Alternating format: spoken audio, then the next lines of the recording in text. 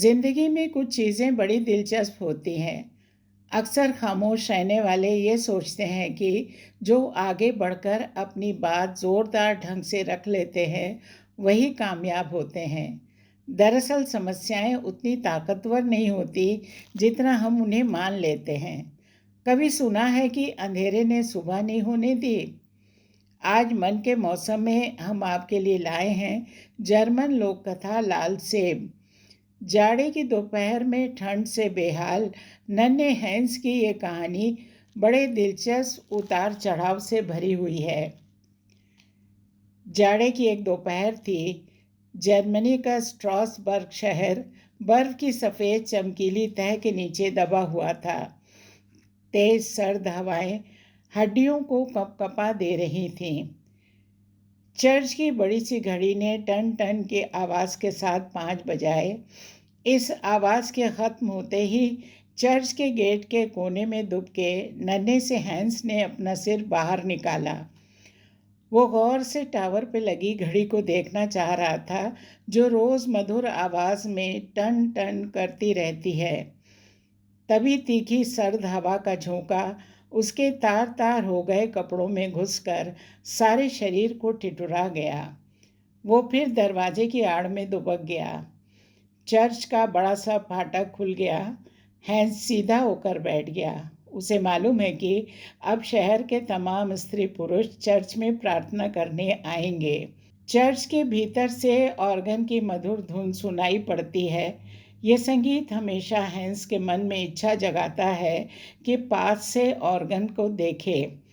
तभी वो अपने कपड़ों की तरफ देखता है और सोचता है, काश मेरे कपड़े कुछ कम फटे होते तो मैं कितनी आसानी से भीतर जा सकता था। उसे मालूम था कि उससे कुछ कम गरीब लोग चर्च के भीतर जा सकते हैं, लेकिन दुख तो इस बात का था कि अपनी चिथड़ा हो गई पोशाक को देखने के बाद वो कभी ऐसी बात की कल्पना भी नहीं कर पाता था। कपड़े तो कपड़े, उसके पास सिर ढकने को ना तो टोपी थी और ना ही पैर में जूते। हैंस दरवाजे के नज़दीक खड़े होकर भीतर घुसते लोगों को देखने लगा। बहुत सी स्त्रियां फर के खूबसूरत लंबे कोट पहने थीं। पुरुष गर्म कॉलर वाले कोट और मफलर पहने थे। इतने सारे लोगों को गर्म कपड़ों में देखकर हैंस सोचने लगा, गर्म कपड़े पहनकर कैसा लगता होगा इन लोगों को। न ठंड की ठिठुरन, न भूख की अकुलाहट। सच कितने सुखी हैं ये लोग। सोचते सोचते वो बेचारा भूल गया कि उसकी नंगी टांगें ठंड से अकड़ गई हैं और करीब 2 दिनों से उसने कुछ नहीं खाया है। अभी हैंस भीड़ को देख ही रहा था कि अचानक एक खूबसूरत गाड़ी ठीक चर्च के सामने आकर रुकी। उसकी आंखें अपने आप ही गाड़ी के भीतर बैठी छोटी सी लड़की पर पड़ी, जो खुद उसे ही देख रही थी। लड़की मुड़कर अपने साथ की स्त्री से, जो उसकी माँ थी, बात करने लगी। लड़की ने क्या कहा ये तो हैंस ने नहीं सुना, पर उसने देखा कि लड़की की माँ ने डोलची में से कुछ निकालकर अपनी बेटी को थमा दिया। ड्राइवर ने गाड़ी का दरवाज़ा खोला और वे दोनों गाड़ी से उतर पड़ी। हैंस की निगाहें बराबर उन दोनों का पीछा कर रही थी। उसे वो नन्ही सी लड़की बहुत अच्छी लग रही थी। वो सोच रहा था, ये कोई साधारण लड़की नहीं है, ज़रूर कोई परी होगी। उसकी आंखें आश्चर्य से फैल गईं। लड़की का कोट सफ़ेद फर का था। फर की ही बनी हुई सफ़ेद टोपी उसके सिर पर सजी हुई थी। उसके सुंदर चेहरे को आकर्षक भूरे और घुंघराले बालों ने घेर रखा था। पैरों में छोटे छोटे सफ़ेद जूते उसने पहने थे।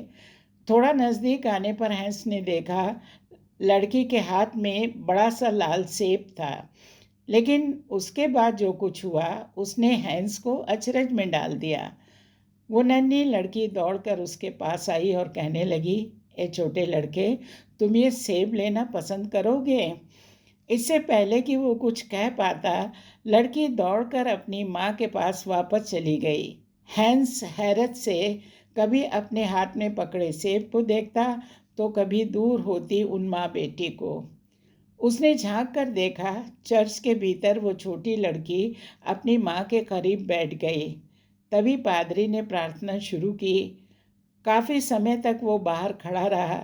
रह रहकर उसका मन चर्च में जाने को मचल रहा था। चर्च के पिछले हिस्से में काफ़ी शांति थी। हिम्मत करके आखिर वो भीतर घुस ही गया। अब वो तय नहीं कर पा रहा था कि अंदर हॉल में बैठे या लौट जाए। जाने क्या सोचकर वो हॉल में जाकर एक कुर्सी पर बैठ गया। उसने आंखें बंद कर ली और तब तक वैसे ही बैठा रहा जब तक चर्च का ऑर्गन बजना शुरू नहीं हुआ। संगीत के शुरू होते ही सभी लोग अपनी अपनी जगहों पर उठकर खड़े हो गए। इस बीच सारी प्रार्थना कब खत्म हो गई, हैंस को पता ही नहीं चला। अपने मनपसंद संगीत को सुनकर वो बहुत खुश था। एकदम उसे लगा वो काफ़ी बड़ा हो गया है। अपने होठों को उसने कसकर बंद कर लिया, कहीं खुशी से वो चीख न पड़े। पादरी हाथ में सुनहरी तश्तरी लिए सारे हॉल में घूम रहा था। जैसे जैसे पादरी लोगों के पास जाता, लोग कुछ पैसे उसमें डाल देते। इधर बेचारा हैंस सोच रहा था, काश मैं भी प्लेट में पैसे डाल सकता। एक तरकीब उसकी समझ में आई, क्यों न इस लाल सेब को ही उस ईश्वर को दे दूं जिसके लिए अभी पादरी प्रार्थना कर रहा था। हैंस कुछ देर पहले तक ईश्वर के बारे में कुछ नहीं जानता था।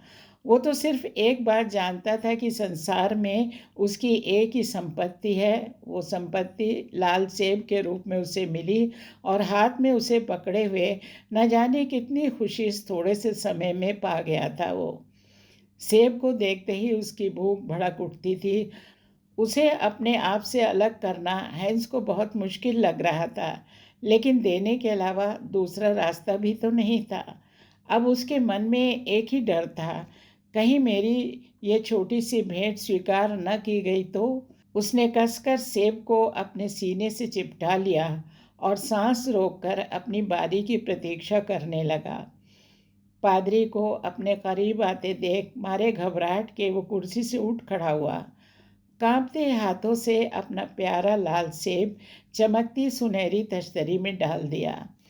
सेब डालने के बाद उसने उचक कर देखना चाहा, उसका सेब तमाम सिक्कों के बीच कैसा लग रहा है। एक झलक ही देख पाया था कि पादरी आगे बढ़ गया। धीरे धीरे पादरी वापस अपनी जगह पर आकर खड़ा हुआ तो वहाँ पर मौजूद सभी लोगों ने सिर झुका लिया। पादरी ने अपना हाथ ऊंचा करके तश्तरी को ऊपर उठाया और ईश्वर से प्रार्थना की कि वो अपने भक्तों की भेंट स्वीकार करे। जैसे ही प्रार्थना पूरी हुई, एक अनोखी घटना घटी। वो लाल सेब जो कुछ देर पहले हैंस की छोटी छोटी उंगलियों के बीच मजबूती से जकड़ा हुआ था, अचानक चमकीले सोने की शक्ल में बदल गया। हैंस का दिल खुशी से उछल पड़ा। उसका चेहरा मुस्कुराहट से चमक रहा था। वो समझ गया था कि सुनहरी तश्तरी में रखी सभी भेंटों में से ईश्वर को उसका लाल सेब ही सबसे ज़्यादा पसंद आया था। सच है, ईश्वर हमें वो नहीं देता जो हम संभाल सके। ईश्वर उसे संभालने में मदद करता है जो हमारे पास है। इसलिए जब उदास हों या अकेले, सिर्फ याद भर करें, ईश्वर फौरन मदद को आएंगे। नमस्कार।